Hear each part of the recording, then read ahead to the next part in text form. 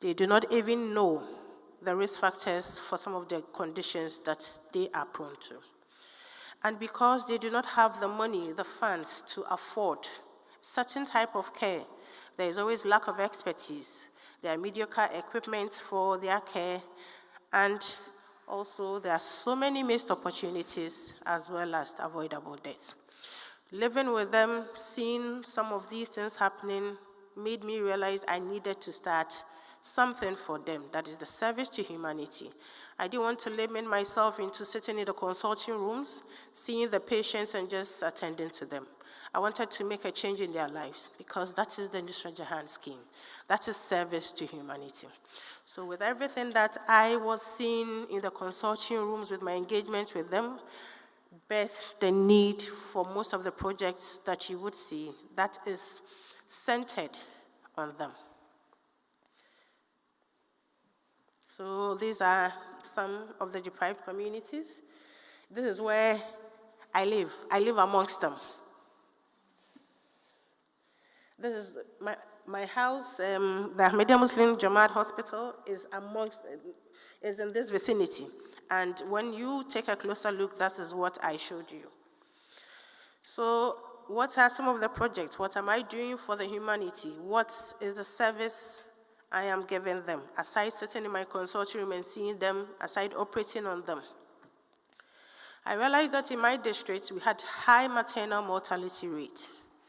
And to reduce this maternal mortality rate, I started a project which I named Maternal and Child Health Project, which I'll show you pictures very soon. I also started a menstrual hygiene campaign, and this is aimed at reducing the high prevalence of pelvic inflammatory diseases.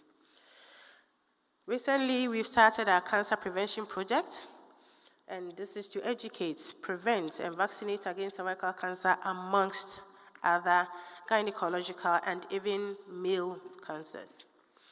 There is a free medical care for the blind. It is so disheartening to see someone living in a deprived community and also being disabled. It's as if the person do not have any way out of their situation. There is the neonatal intensive care project, which we've started but hasn't taken off yet. And then the national project, a project that is very dear to me, that is for the whole of Ghana, not just my district, is the Ahmadiyya Muslim Blood Drive. So this is for the maternal and child health. There are sub-projects that are under that one. We have the annual midwives forum. In this particular forum, we invite all the midwives in the district, where we educate them on evidence-based practices, safe motherhood, preventing neonatal mortalities, and we make them feel as important stakeholders in the maternal and child health project. And at that same project, we have the MbCHB East platform. I realized that most of the cases that we're referring to us would either come in a very bad state that you could not even do anything to help them. The adequacy and the timely interventions that we could put in place, we do not even have time for them again. So this is a social media platform that I have set up in my district, where all the facilities under the sub-districts, the maternity homes, the clinics, the CHIP compounds, when they want to refer a case or when they have a very bad case, they put it up for discussion. I tell them what to do, or there are other people who also have the knowledge. We tell them what to do, and then refer to us. We even arrange ambulance to go for them so that they can be brought to us early. So you can see that there's a case being put up. You can see an update that emergency CS has been done on account of fetal distress, the sex, ABGA, weight, both mother and baby are doing well. So we give updates to them as well. And because they are doing so much, we want them to feel important as part of the project. So we do annual Best Referral Center Award, where in the year we pick the 3 best referral centers, those who refer to us promptly and adequately. And this prevents all the delays and reduces maternal mortality in the district. Alhamdulillah, what happened last year was the whole of last year, the whole district, we had just 1 maternal mortality. And this is due to all the interventions that we put in place. And this is also annual International Midwife Celebration, which is celebrated worldwide. We have started this so that they will now feel as part of us, where we give them awards as best midwives and all. This is the menstrual hygiene campaign. What happened was that out of every 10 teenagers that came into the consulting room, 3 of them would have pelvic inflammatory diseases. And it was due to the fact that they didn't know the risk factors, how to prevent them, and even how to manage them. Some were also resorting to over-the-counter medications with it being poorly treated, and you know that this can also lead to infertility. So what we did was that we go to the communities, the schools, we educate them on menstrual hygiene. We also do free pad donation. Some of them do not even know about the pad. They don't even know what they should use. They use just any cloth, anything they can get to be able to go through the menstrual period. So we also give them adolescent health education to prevent them from getting the sexually transmitted infections as well. This is the cancer prevention project. You can see myself with my team. We are all in the districts, in various sub-districts, in the villages. We educate them. We tell them about the risk factors. We also do the vaccination with Gardasil and Cervarix. And then we do the annual cervical cancer screening. Every year, we screen 100 women for free. Since we started, we've screened 300 women. Out of the 300 women screened, 12 of them has been noted to have premalignant lesions, which we have referred for colposcopy and thermal coagulation. We do not have the colposcopy yet, and we don't have the thermal coagulation machine yet, so we don't treat. And then 8 of them have been known to also have advanced cervical CA, which we refer to the radio-oncology unit. This is the neonatal intensive care project, which we want to do to reduce the neonatal mortality in the district. We've received, alhamdulillah, 1 incubator from the Ahmadiyya Muslim Mission Ghana, and then some mining companies as well. And we've started setting up. We hope to be fully functional by November 2023. This is the national project. If you have been in a teaching hospital where women die from postpartum hemorrhage due to just the fact that we do not have blood and blood products, because I was also the chairperson for the female subcommittee health, I looked at the enormous numbers of people that were coming for our JALSES in 30,000s, 50,000s. Then I said, what can I do to help these women? I pitched the idea to the Amira missionary in charge Ghana, and then the chairperson for the JALSA planning committee. They were all in love with the idea, so we started.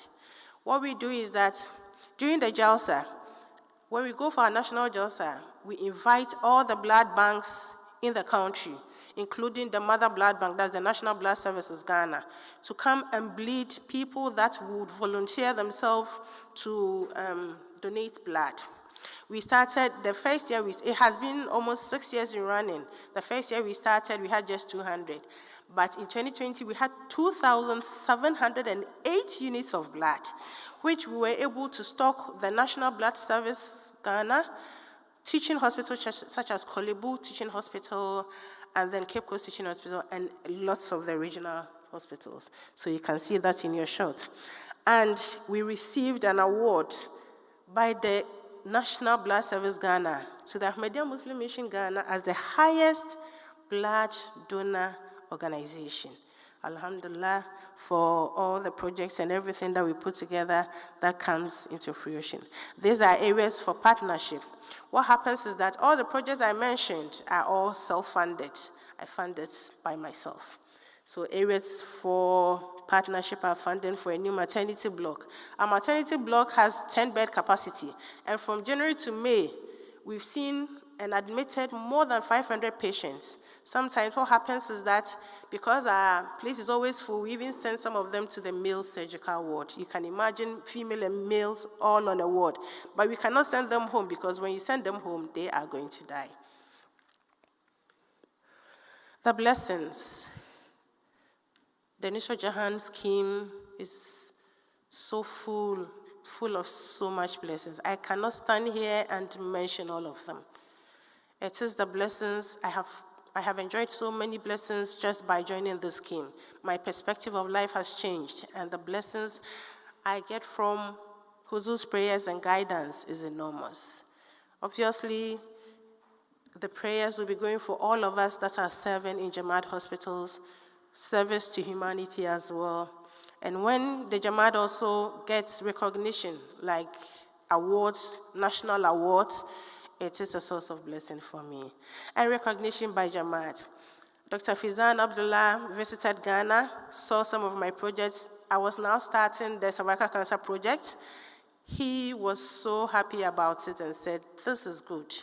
And that is recognition for me. That is why I am here with you today to share my journey with you. And on the lighter side, I have so many children named after me.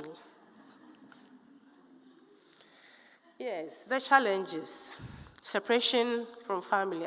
The family has had to live at various points in time, not together as a unit, because I have been transferred so many times, and my project also takes me to the deepest of the villages, and most of the time I cannot go with my family.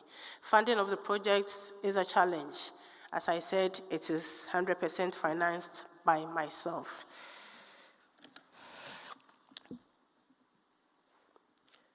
I am most grateful to Khalifatul Masih, Ayadallah Ta'ala bin Ashil Aziz, for granting me the opportunity, the permission to be with you, to share my journey with you. The respected Amir of Ghana and USA for making this visit a dream come true. I'm happy to share my journey with you all. The Ahmadiyya Muslim Medical Association, Ahmadiyya Women Scientists Association, Association of Ahmadiyya Muslim Scientists, all of USA, the team that has worked tirelessly to make me get my visa, my traveling documents, everything for being here with you. I'm so grateful to all of you. Congressman Shawkaston, Dr. Nadia Malik, Dr. Amina Tariq, Dr. Gunbiji, I'm so grateful to all of you. As I end my presentation, the most important message I want to pass on to you is the selfless service to the Jamaat. I hope I have also shared with you the courage you need as an individual to create new paths, to step out of your comfort zones, to break boundaries for the benefit of others. And I hope that I have given you enough reasons to partner me in some projects to serve the deprived communities. No matter where you find yourself, there's something you can do for humanity. In your communities, look at the problems, look at the challenges, and then help. May the Almighty Allah accept our humble sacrifices and bless us all. Jazakallah khair.